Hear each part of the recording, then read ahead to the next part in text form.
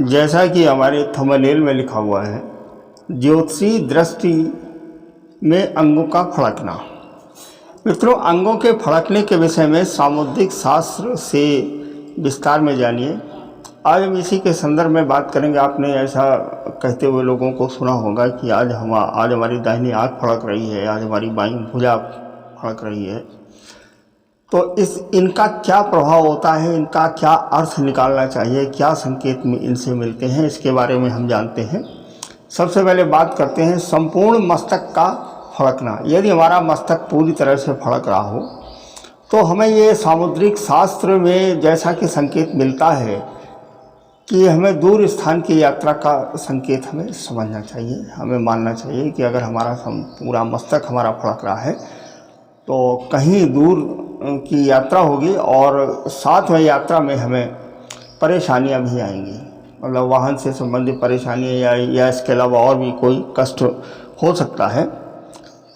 तो इस तरह से सामुद्रिक शास्त्र में दिया गया है कि अगर आप मस्तक से पूरा फड़क रहा हो तो ये समझना चाहिए। अब बात करते हैं सिर का मध्य भाग फड़के। ये जो सिर है, इसका जो बीच वाला हिस्सा है, अगर वो फड़के तो धन की प्राप्ति होती है तथा परेशानियों से मुक्ति मिलती है, ऐसा सामुद्रिक शास्त्र में संकेत मिलता है। पुनः एक बार जो बता देता हूँ, सिर का मध्य भाग अगर फड़क रहा है तो धन की प्राप्ति होती है तथा परेशानियों से मुक्ति मिलती है। जो हमारी परेशानियाँ वर्तमान में उस समय चली आ रही हैं, उनसे हमें मुक्ति मिल जाती है। अब बात करते हैं, यदि ललाट मध्य से फड़कने लगे तो लाभदायक यात्राएं होती हैं। मतलब हमारा जो मस्तक है अगर वो बीच में फड़के तो लाभदायक जो भी यात्रा हम करेंगे उसमें हमें लाभ होगा। यदि पूरा ललाट फड़के तो राज्य से सम्मान तथा नौकरी में प्रमोशन होता है। अब आगे दूसरे अंग की बात करते हैं, यदि दोनों भावों के बीच का स्थान फड़के तो प्रेम मिलता है। अब वो प्रेम किसी से भी हो सकता है। मित्रों, आप हमारे इस वीडियो को पूरा देखें तभी आप ये समझ पाएंगे। इसमें हमने सारे अंगों के बारे में, सब सामुद्रिक शास्त्र में जो जैसा लिखा है उसके बारे में प्रयास ये किया है कि आपसे जाने समझें। अब बात करते हैं, दोनों भावें फड़कें तो व्यक्ति की सभी मनोकामनाएं पूर्ण होती हैं। अब आगे बात करते हैं, दाहिनी आँख का मध्य भाग फड़के तो व्यक्ति अपने लक्ष्य को प्राप्त कर धन अर्जित कर लेता है। दाहिनी आँख चारों तरफ से फड़के, देखिए बहुत ही सूक्ष्म अंतर है। पहले हमने ये बताया दाहिनी आँख का मध्य भाग फड़के। अब मैं बात कर रहा हूँ, यदि दाहिनी आँख चारों तरफ से फड़के तो व्यक्ति के रोगी होने की संभावना रहती है कि ये व्यक्ति जो है रोगी, इसे कोई रोग लगने वाला है। अब बात करते हैं बाईं आँख का फड़कना। दाहिनी आँख की बात हो गई, अब बाईं आँख का फड़कना स्त्री से दुख का वियोग का लक्षण है। मतलब स्त्री से दुख मिल सकता है, पत्नी से, और हो सकता है कि उससे वियोग की स्थिति पैदा हो, कुछ ऐसी परिस्थितियां बनी कि वो आपसे दूर चली जाए। अब बात करते हैं, बाईं आँख चारों ओर से फड़कने लगे तो विवाह के योग बनते हैं। यदि बाईं आँख पूरी तरह से फड़के तो विवाह के योग बनते हैं।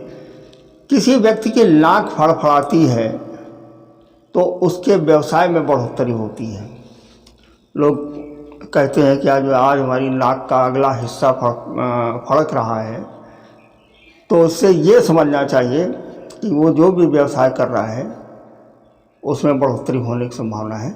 नाक की नोक फड़फड़ाती हो तो किसी आने वाले संकट की सूचना मिलती है। यदि बिल्कुल आगे का हिस्सा अगर फड़क रहा हो तो कोई संकट आ सकता है, इसकी सूचना मिलती है, ऐसा सामुद्रिक शास्त्र में बताया गया है।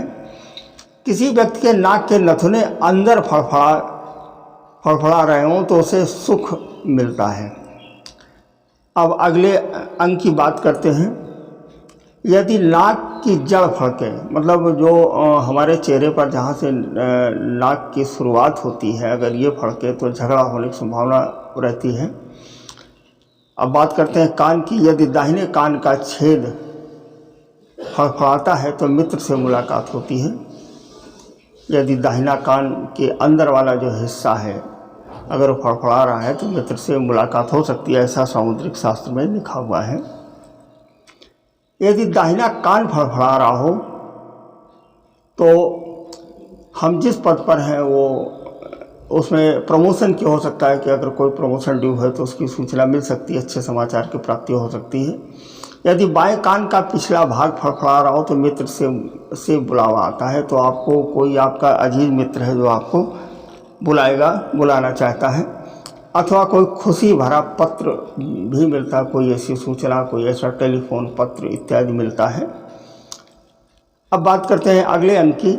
यदि बायां कान बजे, कभी कभी कान में सनसनाहट आने लगती है, यदि बाएं कान में इस तरीके की समस्या उत्पन्न हो रही है तो बुरी खबर सुनने की संभावना हो सकती है। किसी स्वस्थ व्यक्ति का दाहिना गाल फड़के तो उससे लाभ होता है, सुंदर स्त्री से भी लाभ मिलता है।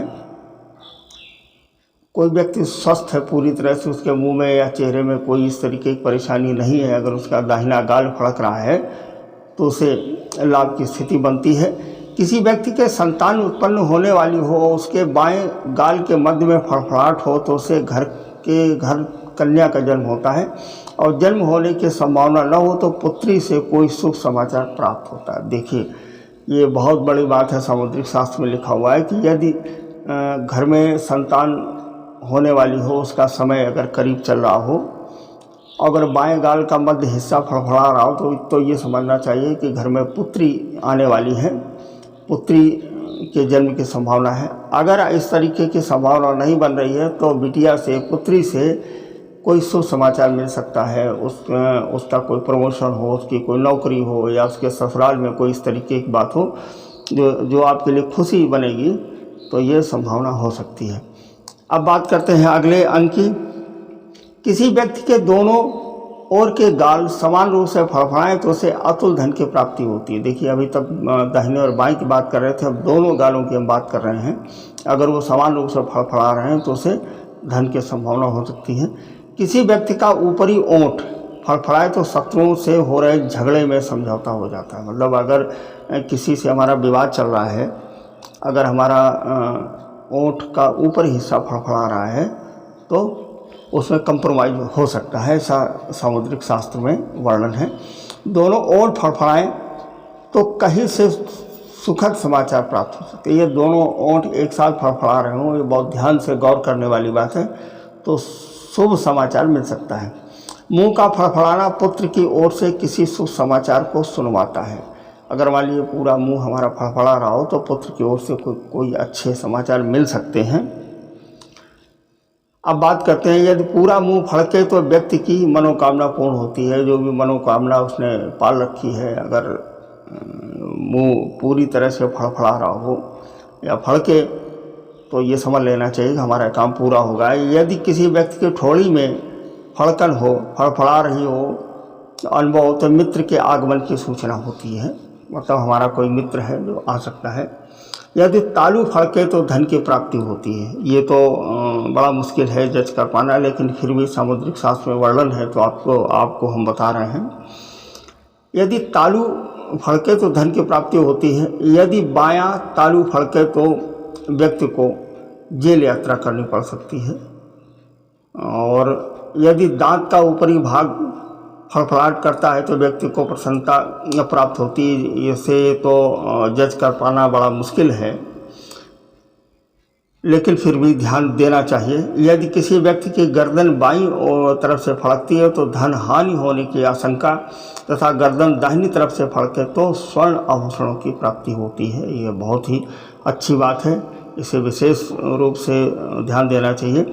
जब किसी व्यक्ति का दाहिना कंधा फड़फड़ा, उसमें फड़कन होती है तो उससे धन संपदा मिलती है, भाई से मिलन होता है, तथा बायां कंधा फड़फड़ाता है तो व्यक्ति बीमार पड़ता है, नाना प्रकार की चिंता उसे सताती है। मित्रों, ये सामुद्रिक शास्त्र के वर्णन को बहुत ही विधिवत ढंग से देखना चाहिए। अब बात करते हैं अगले अंक की। किसी व्यक्ति के दाहिने हाथ का अंगूठा फड़फड़ाए तो उसकी अभिलाषा पूर्ति में विलम्ब होता है। दाहिने हाथ के अंगूठे में अगर फड़फड़ाहट हो रही हो, सरसराहट से हो रही हो, तो उसकी जो अभिलाषा जो किसी काम को उसने लगा रखा है उसमें विलम्ब होने की संभावना हो सकती है। अब अगले अंग की बात करते हैं। यदि किसी व्यक्ति की हाथ की हथेली में फड़फड़ाहट हो तो शुभ शकुन है, उसे आने वाले समय में शुभ संपदा की प्राप्ति होती है। हथेली के किसी कोने में फड़फड़ाहट विपदा में व्यक्ति फंस सकता है। यदि बाएं हाथ की हथेली में फड़फड़ाहट हो तो वह व्यक्ति रोगी हो तो उसे शीघ्र ही स्वास्थ्य लाभ हो सकता है। यदि बीमार व्यक्ति के बाएं हाथ की हथेली में फड़फड़ाहट हो रही तो ये समझ लेना चाहिए कि वो बहुत ही जल्दी स्वस्थ होने वाला है। जहाँ कमर की दाहिनी ओर की फड़फड़ाहट किसी विपदा का संकेत देती है, वहीं बाईं ओर कमर की फड़फड़ाहट शुभ समाचार का संकेत देती है, तो लिहाजा इसे भी ढंग से देखना चाहिए। अब हम अगले अंग की बात करते हैं। छाती में फड़फड़ाहट होना मित्र से मिलने की सूचना।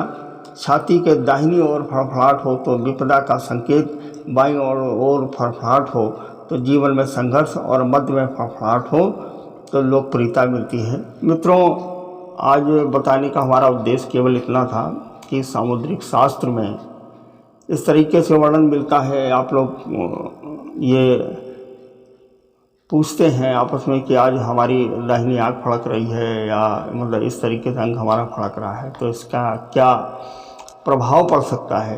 तो हमने सोचा ये कि आप लोगों को इसके बारे में बताया जाए। मित्रों, अगर आपको हमारा ये चैनल अच्छा लग रहा हो तो हमारे चैनल को सब्सक्राइब करें और शेयर भी करें, ताकि हमारी मेहनत सफल हो।